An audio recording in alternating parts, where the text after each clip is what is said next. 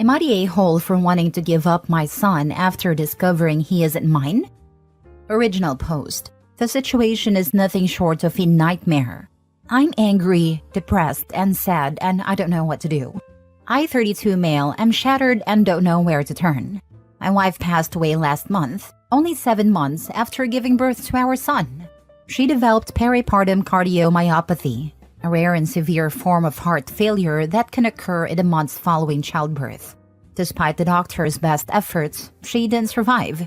Losing her so suddenly has left me heartbroken and in a state of constant grief. 3 weeks ago, my wife's best friend came over to visit. She was visibly nervous and eventually told me she had something sensitive to share. After some hesitation, she revealed that my wife had confided in her that she'd been unfaithful around the time our son was conceived and that there was a chance he might not be mine. I was stunned and angry. My wife's best friend was telling me this only weeks after my wife's death. It felt like an attempt to tarnish her memory. I couldn't believe it. I told her to leave and not to come back, convinced she was lying or trying to shift blame onto me somehow. The whole thing felt like a betrayal, and I tried to push the thought out of my mind. But once the idea was planted, it wouldn't go away. I kept wondering, what if she was telling the truth? After days of tormenting myself with this possibility, I decided to get a DNA test. It wasn't an easy decision. I felt guilty for even considering it, but I needed closure. Yesterday, the results came back. My worst fears were confirmed. My son isn't biologically mine. Now I'm in a turmoil. I loved my wife and I wanted to believe our son was a piece of her and me together. But knowing he's not biologically mine has left me feeling lost and betrayed. I keep looking at him, trying to feel the same bond, but the pain of my wife's infidelity is so fresh, and I don't know if I'll ever be able to move past it. I feel awful even considering it, but I don't know if I can raise him on my own. The betrayal I feel is overwhelming. And I don't know if I'm capable of giving him the love and care he deserves. It's breaking my heart, and I feel like a failure. But I also feel like I'm not equipped to give him the life he deserves. Am I the a-hole? Now for the top comments before reading the updates. Have you thought to call her friend and ask who the father is? That took a lot for her to tell you. She could have never told you. The right thing to do first is attempt to find this guy and inform him. I haven't contacted her since that day. However, your suggestion is sound and I definitely contact her for his details, if she has any. More than likely she knows who it is. Be sure to apologize and say it was such a big shock but you appreciate she told you the truth. Do you recall looking back things that didn't add up?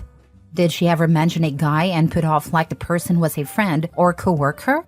Did any guy stand out maybe at her service or anything like that? Did you look through her phone since finding out to see if there was anything on there? Look at her bank statement for unusual charges and when she could have been seeing him. Not the a-hole. It's not the child's fault. You should tell your wife's family so they can take him. I worry if you raise him, you'll always resent him. I'm so sorry for your loss and your wife's betrayal. Please get therapy so you can heal. Best of luck, Obi. Not the a-hole.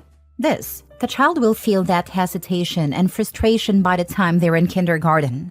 They won't understand why, but they will sense the mood, no matter how well you try to mask it. Feelings aren't right or wrong, they're just feelings. But they can definitely influence others. Your late wife presumably has living relatives.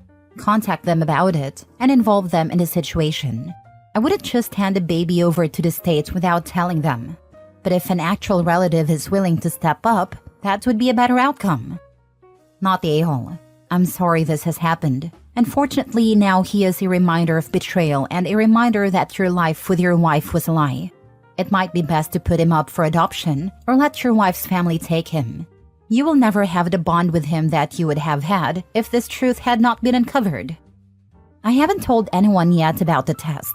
However, I think it'd be best if I do so immediately. Now for the updates. I hadn't thought of contacting their friend, but I will now. The replies have really solidified what I have been feeling. The child is innocent, but I don't think I'd be able to love or care for him as well as I should. Informing the family will be my first step, then contacting the affair partner if possible. Adoption will be my last resort.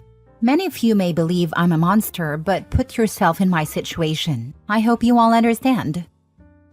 Mini update 2. I called her friend, apologized for my behavior, and also asked why she hadn't informed me as soon as she knew. She said her loyalties lay more with her friend than with me. Okay, fine. I asked her about the affair partner and she said she doesn't know, as it was a one-time thing. Apparently, it happened during her work time, whatever that meant, and during the daytime as she'd been told. I'm not fully understanding, but it seems like she was with a guy when she was supposed to be working. Many of you are suggesting I go through her phone or other social contacts, but I don't know any passwords. I never doubted her. We weren't controlling of each other and we gave each other plenty of privacy. The next step is informing the family, both mine and hers. I want to clarify, I don't hate the baby, and I'm not so heartless that I'd throw him out of the house. Whatever happens will be handled according to procedure. I'm not going to instantly abandon a child just because he isn't mine. Now for the full update. Thank you to everyone who reached out with advice and support. I didn't get to respond to every message, but I really appreciate it. After finding out my son isn't biologically mine, I decided to tell both my family and my in-laws.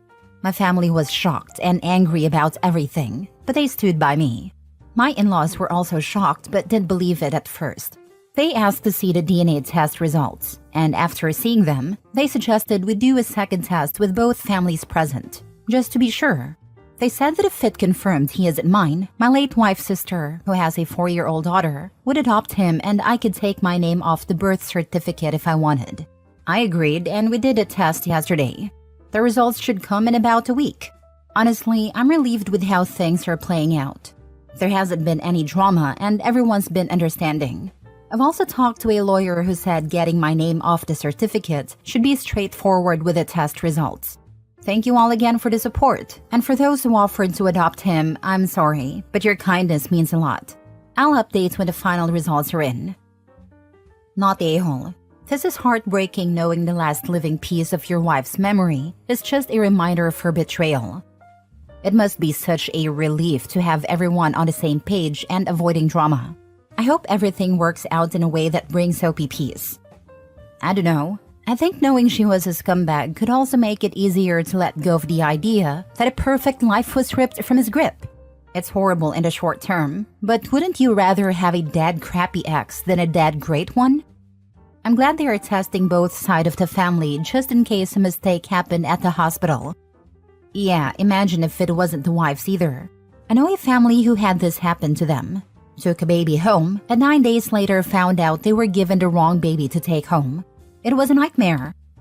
Wow, what happened after they discovered it? Were they able to get their biological child? Yeah, they didn't even realize it wasn't their baby. The hospital called to let them know that their baby was back at the hospital and that the baby they had at home was someone else's. It turned out their baby had gotten sick. And after a blood test, the doctors informed the parents that their baby's blood type didn't match the one recorded at birth. I think they cross-checked other babies born around the same time and realized it was probably this family. They all took a DNA test, and when the results came out, they swapped the babies back. But there were plenty of tears and sobbing. The mothers had been breastfeeding the babies and were both quite attached to them. I think the kids are about 2 or 3 years old now, and last I heard, the families were still good friends. Next story. Am I the a-hole for wanting a divorce immediately after my husband's affair with a coworker? We have a 4-year-old. Context. Last week, I discovered Teams messages between my husband of 4 years and a coworker that were spicy, to say the least. They were claiming to have animalistic thoughts about each other, saying that caring for each other was their main priority, and my husband even told her that he thought they would be together a few years from now.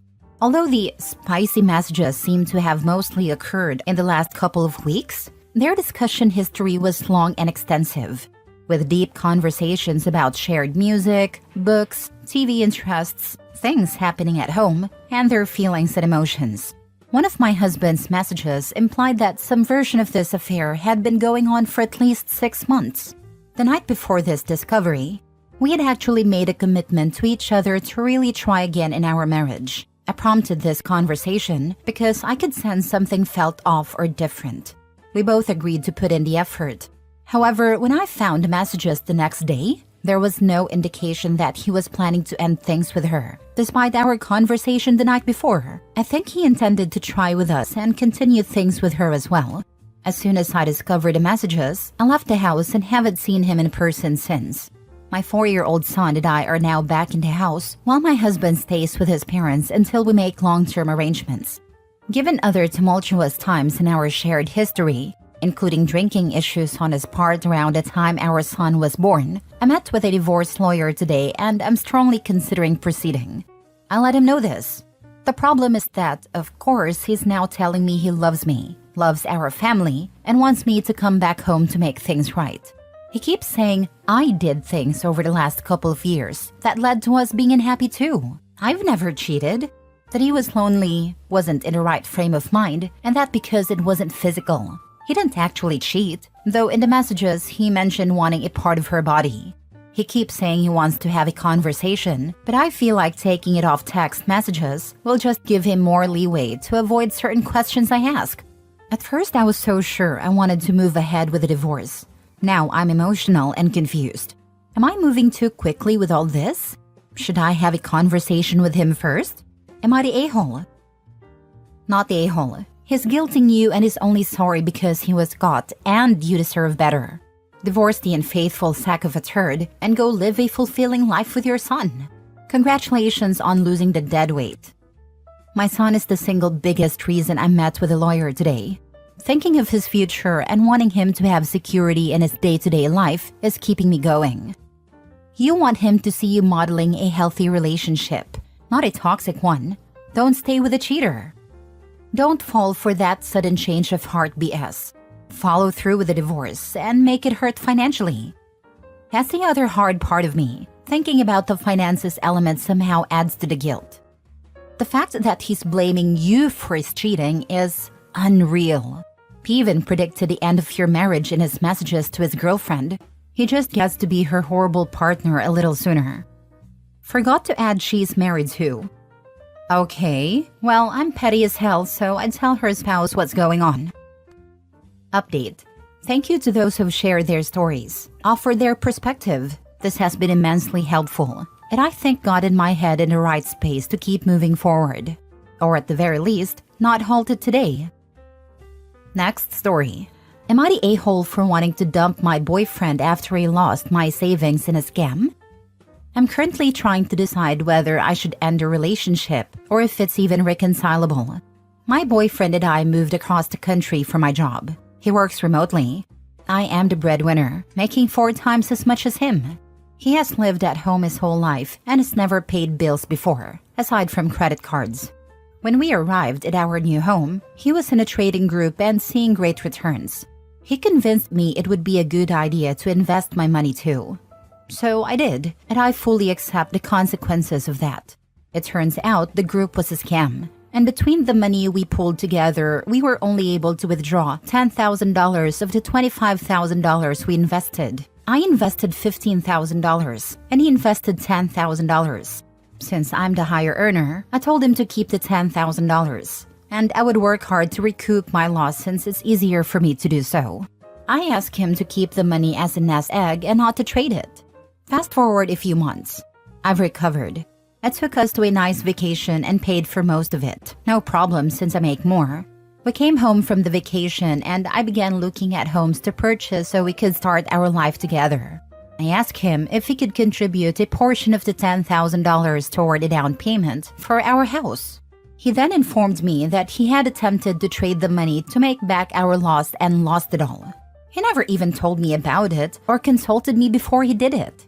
He has an expensive knife collection back home, and it's worth noting that half of his paychecks go toward paying off his debts, so he can't contribute much to bills. He won't sell off the collection to put himself ahead in life. Am I the a-hole for dumping my boyfriend for being poor with his money and making bad decisions?